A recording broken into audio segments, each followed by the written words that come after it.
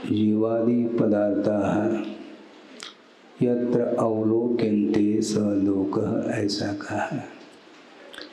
जीवादि द्रव्य जहाँ पर पाए जाते हैं उसका नाम लोक कहा है, जो कि आगम से ज्ञात हो जाता है। 343 राजू घन राजू प्रमाण यह लोक है, जो कि 6 द्रव्यों से ठसाठस भरा हुआ है। और उस लोक के बाहर अनंत आकाश, जिसको अलोक आकाश बोलते हैं। और यह द्रव्य की जो व्यवस्था है वो अपने आप में है। इस लोक का निर्माता कोई दूसरा हो या मन में विकल्प आ सकता है, किंतु इस सृष्टि का निर्माता कोई भी व्यक्ति नहीं। यह अनादि अनिदन है, किसी ने इसका निर्माण नहीं किया, किसी के द्वारा यह नष्ट भी नहीं हो सकता, किसी के द्वारा यह लोक सुरक्षित भी नहीं है, अपने आप में है।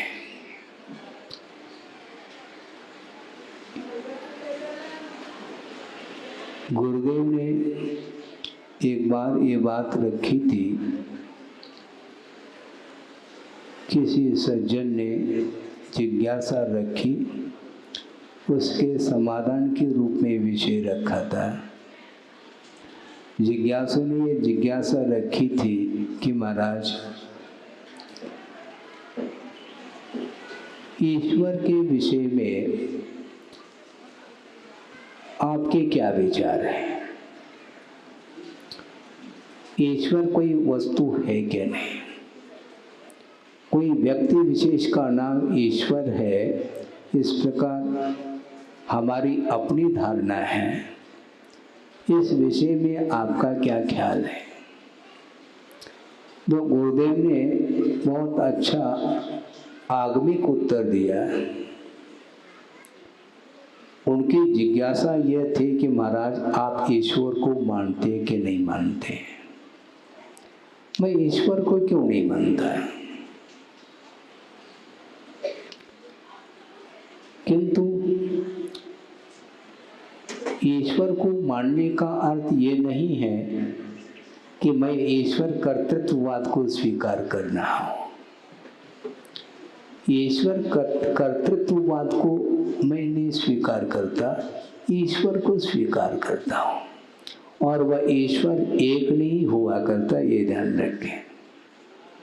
ईश्वर का अर्थ भगवान हुआ करता है, क्योंकि सिद्ध अवस्था में विराजमान होते हैं। और कुंद देव ने समयसार ग्रंथ में मंगलाचरण के रूप में ही इस विषय को रखा है कि वंदित सौव सिद्धे ध्रुवमचल मनोवमं गयिम पत्ते वो छाव्य समय पाहुड़ मिनमो सुध केवली फणिदम, ऐसा कहा। वंदित सौव सिद्धे, मैं सिद्धों को नमस्कार नहीं करता, समस्त सिद्धों को नमस्कार करता हूँ। इससे स्पष्ट है सिद्ध परमेष्टि एक नहीं, अनंत के रूप में विद्यमान है, उनकी मैं वंदना करता हूँ। और सिद्ध परमेष्टि 3 लोक के स्वामी हुआ करते हैं, फिर भी उनके अंदर स्वामित्व भाव नहीं है। 3 लोक के नाथ है, इसी को ईश्वर बोलते हैं, किंतु वह ईश्वर एक नहीं है। किसी व्यक्ति विशेष का नाम ईश्वर नहीं, किंतु जिन्होंने साधना के माध्यम से प्रभुत्व शक्ति को उद्घाटित किया है, उसको ईश्वर बोलते हैं। इसी को भगवान के रूप में हम स्वीकार करते हैं। किंतु ईश्वर के द्वारा, भगवान के द्वारा सृष्टि का निर्माण नहीं हुआ है, ये अनादि अनिधन यह वस्तु की व्यवस्था है, इसको स्वीकार कर लेनी पड़ेगी। अन्यथा बहुत बड़ी बाधा ये आएगी, वह ये है यदि ईश्वर ने सृष्टि का निर्माण किया है तो ईश्वर को किसने निर्माण किया? सुन रहे हैं आप? ईश्वर ने यदि तीन लोक की रचना की है तो ईश्वर की रचना किसने की? किसी दूसरे ईश्वर ने की मान लो, तो उस ईश्वर की रचना किसने की? किसी दूसरे ने की। इस प्रकार अनंत काल तक भी आप चले जाएं तो भी वह अनवस्था दोष आता चला जाता है, कोई व्यवस्था नहीं बनती है। इसलिए किसी ने किसी को नहीं बनाया है, ये अपने आप द्रव्य की व्यवस्था चलती है।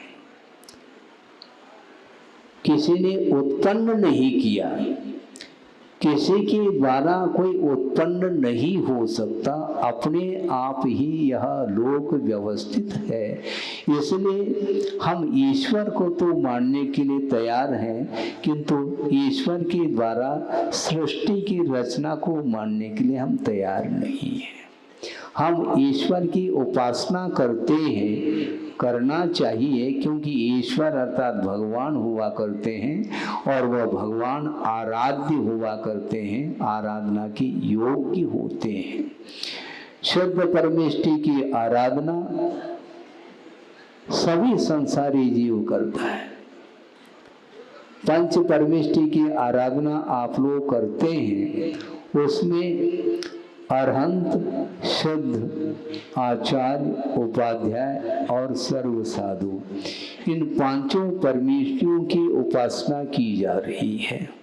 और उसमें सबसे श्रेष्ठ कौन है? आपकी दृष्टि गई है क्या? नमोकार मंत्र का जाप आप लोग प्रतिदिन करते हो और उसमें सर्वप्रथम नमो अरहंतानम ऐसा कहा। तो इन पांच परमेष्टियों में अरहंत परमेष्टि सर्वश्रेष्ठ है क्या, यह प्रश्न उठता है। किंतु अरहंत परमेष्टि समस्त परमेष्टियों में सर्वश्रेष्ठ नहीं है। फिर कौन है? शुद्ध परमेष्टि श्रेष्ठ हैं, क्योंकि शुद्धावस्था के उपरांत और कोई भी अवस्था नहीं आ सकती। अरहंत परमेष्टि वो हम और आपके लिए आराध्य हैं, किंतु वे स्वयं भी आराधक हैं, क्योंकि वे आराध्य हम और आपके लिए, किंतु उनसे भी कोई श्रेष्ठ अवस्था है। उसको प्राप्त करने के लिए उनकी अभी भी साधना कुछ शेष रही है।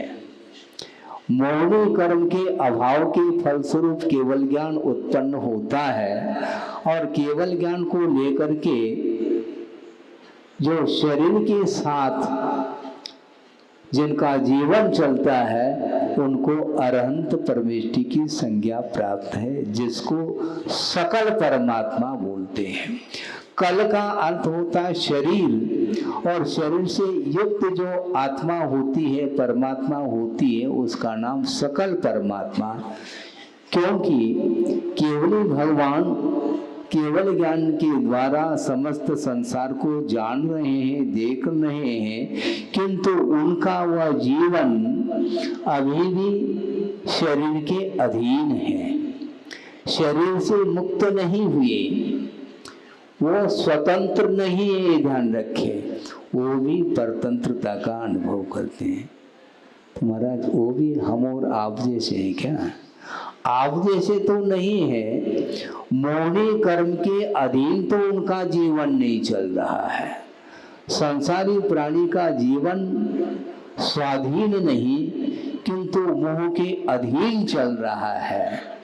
इसको पराधीन जीवन बोलते हैं। किंतु जिन्होंने मोह को परास्त कर दिया है और केवल ज्ञान को उत्पन्न कर दिया है, उनका जीवन परतंत्र नहीं स्वतंत्र है। किंतु मोहनी कर्म का अभाव करने के बावजूद भी उनका जीवन अभी भी आयु कर्म के आश्रित चल रहा है। आयु कर्म का जब तक अभाव नहीं होगा तब तक सिद्धत्व की उपलब्धि नहीं हो सकती, ये सिद्धांत है।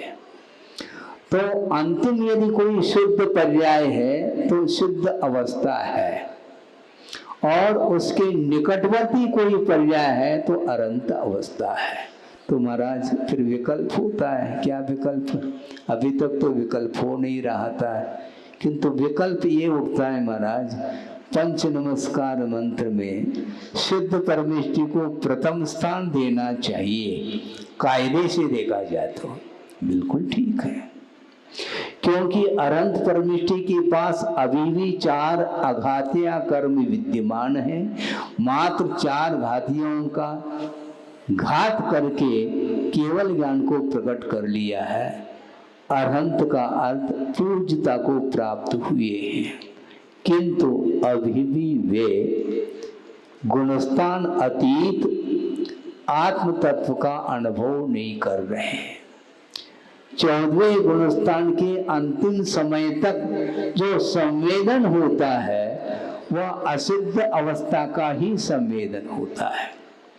बहुत अच्छा उदाहरण दिया था गुरुदेव ने, आपके सामने रख रहा हूँ, क्योंकि मैं जो भी रखता हूँ मैं अपने तरफ से कुछ रखता नहीं, जो गुरुदेव ने रखा है उसको दोहराता रहता हूँ, ताकि उसके माध्यम से हमारा भी मन, हमारा भी उपयोग पंच परमिष्टि में लगा रहे।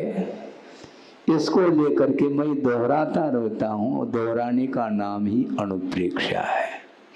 बार बार वस्तु तत्व का चिंतन करने का नाम अनुप्रेक्षा कहा है आगम में। इसलिए प्रसंग के अनुरूप गुरुदेव ने जो विषय दिया था उसको आपके सामने रख रहा हूँ कि अरहंत परमेष्टि और सिद्ध परमेष्टि में क्या अंतर है, क्या फर्क देखने में आता है, इसको रखा है। उदाहरण ये दिया है, घी को प्राप्त करना है? घी का परिचय है क्या नहीं आपको? परिचय क्या महाराज? प्रतिदिन घी हम खाते नहीं, पीते हैं। अच्छा, दूध तो कम पीते हैं, घी ज़्यादा पीते हैं, क्योंकि घी के द्वारा शरीर ज़्यादा पुष्ट होता है दूध की अपेक्षा। तो इसका अर्थ दूध का परिचय आपको है, दूध का स्वाद भी आपने चख लिया है। दूध का, घी का स्वाद आता है कि नहीं आता है? सब अलग अलग आता है। और दूध में घी है क्या नहीं? घी विद्यमान है शक्ति के रूप में, और उस दूधगत जो घृत है, घी है, उसको निकालने के लिए विधि है, और भी दूध को तपाया जाता है और उसमें जामुन डाल करके जब वह दूध जम जाता है, घी के रूप में परिवर्तित, अपने दही के रूप में परिवर्तित होता है, तो उस दही का मंथन करते हैं तो क्या निकलता है? नवनीत का गोला निकलता है। निकलता है क्या नहीं? देख लो। अब वह नवनीत अपने आप में वह दूध की ही परिणति है, दूध की ही वह अवस्था है, किंतु वह दूध की अंतिम अवस्था नहीं है। अंतिम अवस्था क्या है? घृत है, घी है। तो नवनीत को गुरुदेव ने अरहंत परमेष्टि की उपमा दी है। नवनीत के समान अरहंत परमेष्टि हुआ करते हैं, क्योंकि उस छाछ में वह नवनीत का गोला तैर रहा है, किंतु उसका आधा भाग उस छाछ में डूबा हुआ है। किंतु कभी भी घृत डूबता नहीं, पूर्ण रूप से वह ऊपर तैरता रहता है। दूध में आपने घी डाला। पहले घी डालो पात्र में, और बहुत बड़ा पात्र है मान लो, और उसमें 3-4 किलो आपने घी डाला। उसके बाद 1 चम्मच भी यदि मान लो घी डालते हैं, किंतु पहले दूध ना डालो, पहले घी डालो 1 चम्मच पर। कहने में थोड़ा सा अंतर आया, पुनः उसको आपके सामने रख रहा हूँ। बहुत बड़ा पात्र है, उसमें 1 चम्मच घी डाला है, उसके ऊपर आपने 2-3 लीटर या किलो दूध डाल दिया, किंतु 1 सेकंड नहीं लगता, वह घी दूध के ऊपर तैरता है। उसकी अंतिम अवस्था है, किंतु नवनीत पूर्ण रूप से ऊपर तैर नहीं सकता, वह आधा हिस्सा उसका छाछ में डूबा हुआ है। इसी प्रकार अनंत परमेष्टि की वह अवस्था है, 4 घातिया कर्मों के क्षय करने के फलस्वरूप केवल ज्ञान से वो विभूषित हुए हैं, किंतु सिद्ध अवस्था का संवेदन उन्हें नहीं हो सकता। सुन रहे हैं आप? किंतु 4 आघातिया कर्मों का जब क्षय किया जाता है, तब कहीं जाकर के वह अंतिम पर्याय प्रकट होती है, जिसको शुद्धत्व बोलते हैं, शुद्ध अवस्था बोलते हैं। आपको क्या प्राप्त करना है? शुद्ध अवस्था प्राप्त करना कि घी है? क्योंकि दृष्टांत की ओर दृष्टि आपकी है। घी तो आप प्राप्त कर सकते हो, किंतु शुद्ध अवस्था को प्राप्त करना खेल नहीं है। ध्रुवम अचल मनोवमम गयम पत्ते, ऐसा कहा। ध्रुव अर्थात अविनाशी, अचल अर्थात चलायमान नहीं है, अनुपम है। ऐसे अविनाशी, अविचल और अनुपम गति को प्राप्त हुए जो सिद्ध परमेष्टि हैं, उनके लिए नमन किया जा रहा है। पंच परमेष्टि में वो अंतिम सबसे श्रेष्ठ अवस्था मानी जाती है, उनकी आराधना करने के लिए हम और आप बैठे हैं। बहुत कठिन है ये, गुरुदेव ने कहा है, इसलिए उस विषय को जरूर रखना चाहता हूँ, क्योंकि यह आधुनिक युग है, प्रदर्शन का युग है। दर्शन कम करता है संसारी प्राणी, प्रदर्शन ज्यादा करता है, और प्रदर्शन में उसको ज्यादा आनंद आता है। प्रदर्शन का अर्थ क्या होता है?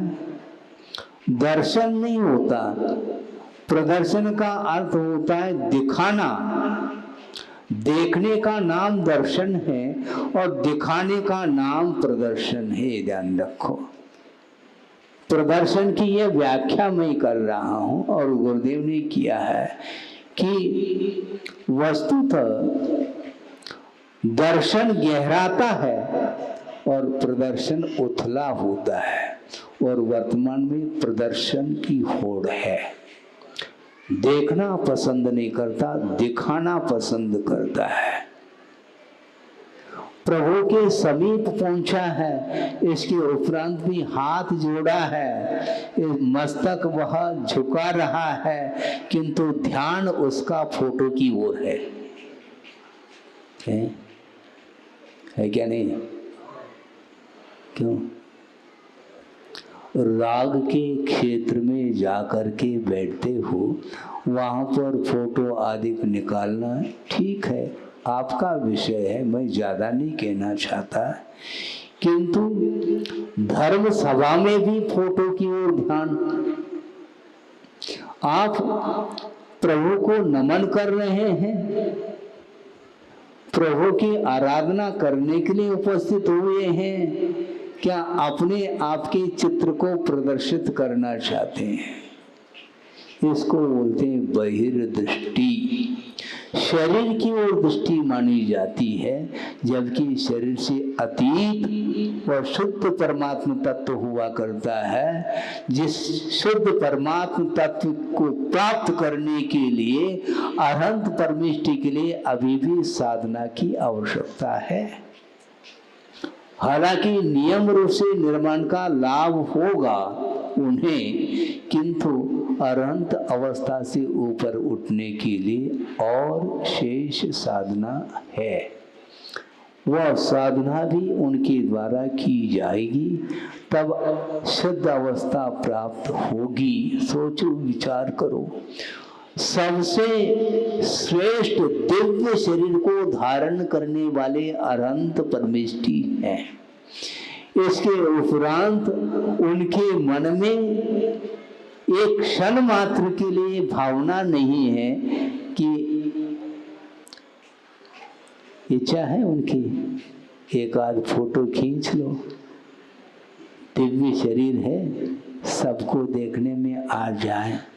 जो उपस्थित नहीं है समोशरण में, उनको भी दिव्य शरीर का दर्शन हो सके, इसलिए वो इच्छा रखते हो फोटो खिंचवाने की। रखते हैं? फिर आप क्यों खिंचवाते हो? बोलो। बहुत कठिन है। धर्म का श्रवण करना बहुत सरल है, किंतु धर्म का श्रवण करने के उपरांत भी तदनुरूप अपनी चर्या को, अपने जीवन को बनाना अत्यंत कठिन हो गया है वर्तमान में। क्योंकि नित नए संसाधन आप लोगों के लिए मिलते हैं और उसके माध्यम से आप आनंद का अनुभव कर रहे होते हैं, किंतु वह आनंद विषयजन्य आनंद माना जाता, परमार्थ संबंधी वह आनंद नहीं माना जाता। परमार्थ को प्राप्त करने के लिए शरीर को गौण किया जाता है। शरीर की ओर जब तक दृष्टि आपकी रहेगी, तब तक आत्म तत्व ओझल रहेगा। ये ध्यान रखो। आत्म तत्व का दर्शन करना चाहो तो प्रदर्शन के लिए विराम देने की आवश्यकता है। और आज मीडिया है रखे क्या नहीं, सामने तो रखे हैं सारे के सारे। ये साधन है, आप सुनिए, क्योंकि साक्षात धर्म श्रवण किया जाता है। उस समय जो विधि होती है, उस विधि को संपन्न करते हुए ही धर्म श्रवण किया जाता है। ये धर्म श्रवण का अर्थ, उपदेश का अर्थ स्वाध्याय का एक अंग माना गया है। सुना आपने? वाचना, प्रचना, अनुप्रेक्षा, आमनाय, फिर बाद में अंत में धर्मोपदेश का नंबर आता है।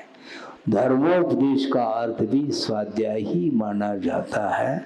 और स्वाध्याय करने की जो विधि बताई है, सर्वप्रथम स्वाध्याय प्रारंभ करने के पहले मंगलाचरण पूर्वक, कायोत्सर्ग पूर्वक उस स्वाध्याय को प्रारंभ किया जाता है और उसका विसर्जन भी जनवाणी करते हुए कायोत्सर्ग पूर्वक उसका स्वाध्याय का विसर्जन होता है। क्या इस प्रकार आप लोग करते हैं? मैं आलोचना नहीं कर रहा हूं, यह ध्यान रखें, किंतु यथार्थ जो बात देखने को मिलती है उसको आपके सामने रखने में कोई भी संकोच नहीं होना चाहिए। मुझे नहीं होता संकोच, भले ही आपको यह विषय अच्छा लगे अथवा न लगे, इससे कोई प्रयोजन नहीं है, किंतु ये देखने को मिलता है, सुनने को मिलता है। जहाँ पर आप लोग घर में, हवेली में रहते हैं, वहाँ पर बिस्तर पर आप बैठे हुए भी मिल सकते हैं, लेटे हुए भी मिल सकते हैं। जिस किसी मुद्रा में आपकी छवि देखने को मिलती है और धर्म श्रवण किया जा रहा है मोबाइल के माध्यम से, और उपदेश चल रहा है, और आप किस मुद्रा में हैं, आपका उपयोग किस ओर है, आपके अंदर कहाँ तक विशुद्धि है। क्योंकि मन, वचन और कायिक शुद्धि पूर्वक ही स्वाध्याय किया जाता है, और स्वाध्याय धर्म श्रवण भी स्वाध्याय का ही एक रूप है। इसलिए मैं ये पूछना चाहता हूँ, आप प्रभु के सामने पूजन करने के लिए अथवा अभिषेक करने के लिए बैठे हैं, खड़े हैं, तो आप किस वस्त्र के साथ अभिषेक करते हैं भाई साहब? बोलो। सोने का वस्त्र पहन करके, सर्वप्रथम स्नानादिक से निवृत्त होकर के वह सोने का शुद्ध वस्त्र पहनता है और शुद्ध प्रासुक जल के माध्यम से प्रभु का अभिषेक करता है।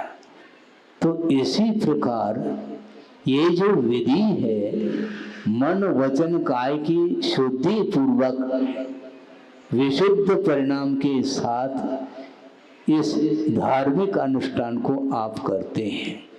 इसी प्रकार जिनेंद्र भगवान का जितना महत्व है, उतना ही जिनवाणी का भी महत्व है, ये ध्यान रखो।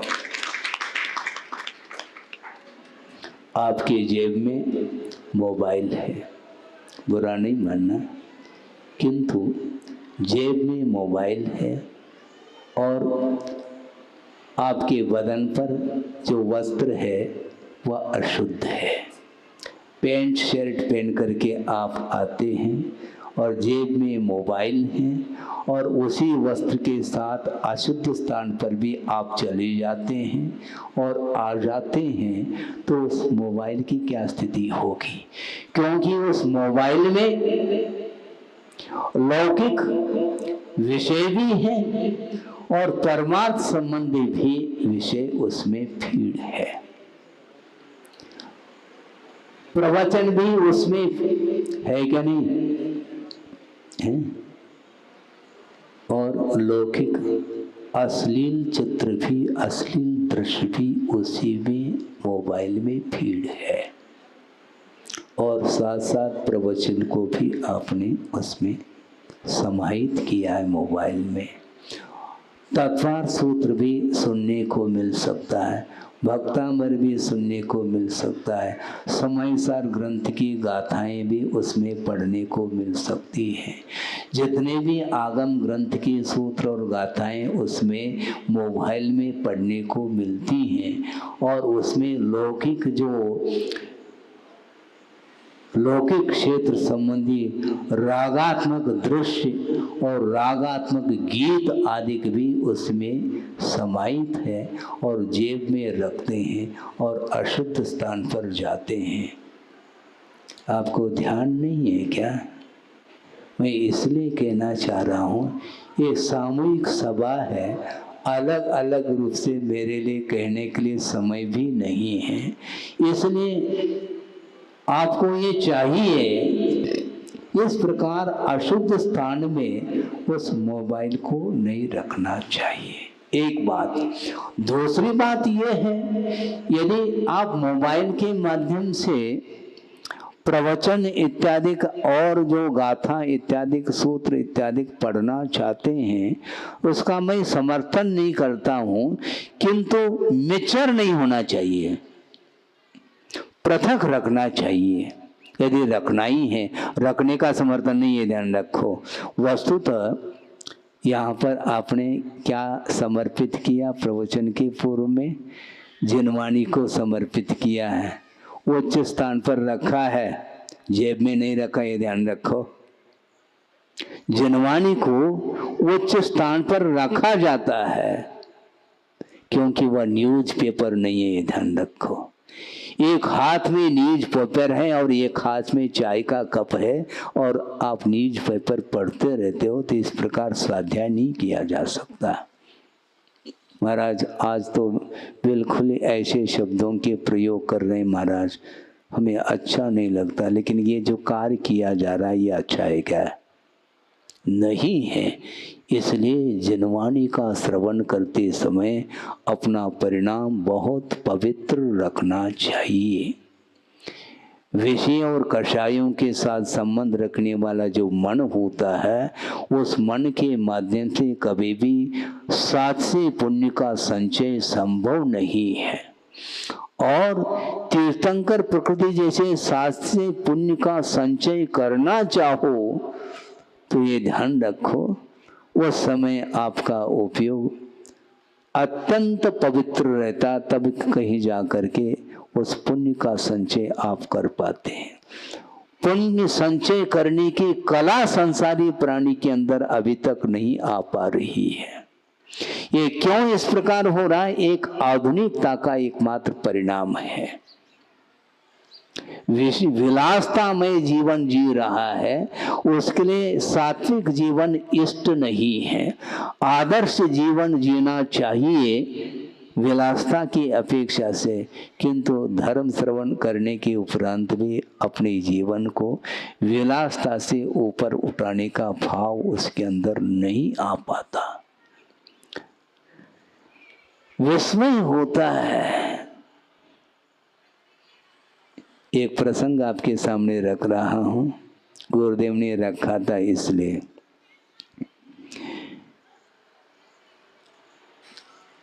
धर्म श्रवण करने के लिए जनता समोशरण में बैठी है, 12 सभाएं भरी हुई हैं और उस सभा में चक्रवर्ती पहुंच जाता है और चक्रवर्ती अपने मुकुट को उतार करके प्रभु की वंदना करता है, प्रभु की स्तुति करके, प्रभु की अर्चना करके बैठ जाता है।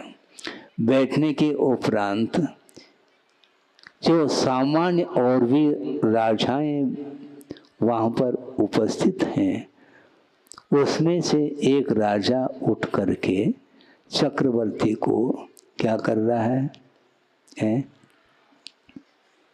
क्या कर रहा है?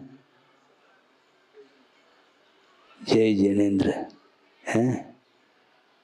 उन्होंने कहा, खबरदार, इस समय मुझे नमन करने की आवश्यकता नहीं। क्यों? क्योंकि प्रभु के सन्निधि में मैं एक सामान्य श्रावक हूं।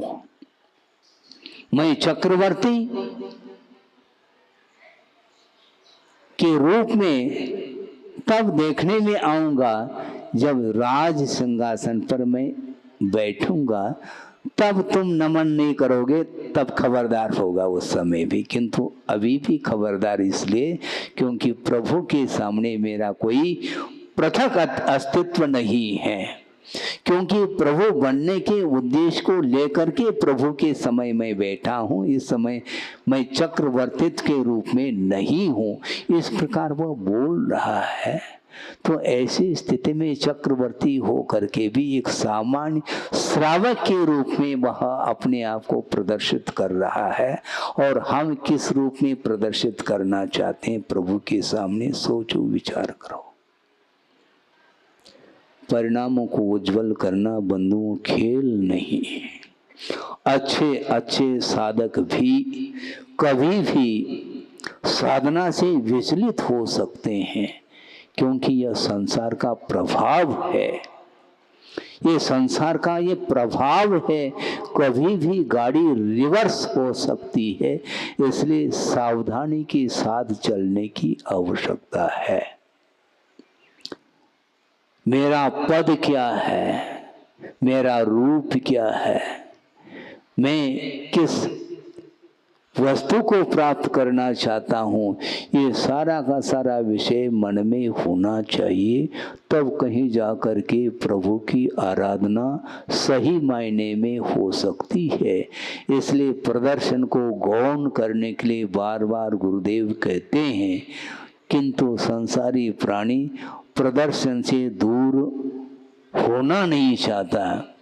मैं मुख्य रूप से ये कहना चाह रहा था, क्योंकि एक बार कहना इसलिए उपयुक्त है ताकि वह भविष्य में उसकी पुनरावृत्ति ना हो। महाराज आप क्या कहना चाह रहे हैं, सुनो। और गुरुदेव ने कहा है इसलिए मैं कह रहा हूँ, अन्यथा कहने का साहस नहीं होता मेरा। वो ये है, अभी आपने गुरुदेव की पूजा की क्या नहीं? हालांकि इसमें कोई विशेष संगीत आदि भी नहीं था, लेकिन गुरुदेव की पूजा करते समय बीच बीच में जो भजन के रूप में कड़ी बोली जाती है, कड़ी का अर्थ क्या? वो कड़ी नहीं, कड़ी दाल की बात नहीं कर रहा हूँ। बीच बीच में जो पद्य आप बोल रहे थे, वो पद्य, उन पद्यों का पूजन के साथ कोई संबंध नहीं है, वो भजन माने जाते हैं। तो आप पूजन करते समय आप पूजन करिएगा, भजन करते समय भजन करो। पूजन में भजन को शामिल करने के लिए निषेध किया था गुरुदेव ने, एक बार नहीं कई बार, क्योंकि पूजन करते समय पूजन के ही भाव होना चाहिए। विभिन्न प्रकार के लय के साथ यदि आप पूजन करेंगे, उसमें भजन का पुट लाएंगे, तो निश्चित रूप से वह पूजन में वह विशुद्धि नहीं आ सकती है। पूजन में राग भाव नहीं आना चाहिए, क्योंकि प्रभु की आराधना की जा रही है। समझ में बात आ गई? लेकिन मन मानता नहीं महाराज, मन ही तो नहीं मानता, उसी को तो मनाना है। हम भगवान को मनाने के लिए आ जाते हैं। भोजन में भजन में इस प्रकार की भी बोलते हैं, है? कुंडल की धूल सर लगाने आया हूं, और आगे बोलो, बड़े बाबा को मनाने आया हूं। बड़े बाबा को मनाने की अपेक्षा से बड़े बाबा की बात को मानना चाहिए आपको। हम भगवान को भी मनाना चाह रहे हैं, और भगवान की बात हम स्वयं मानना नहीं चाहते। समय पर वह पंक्ति हमें याद आती है, इसलिए आपके सामने रखा।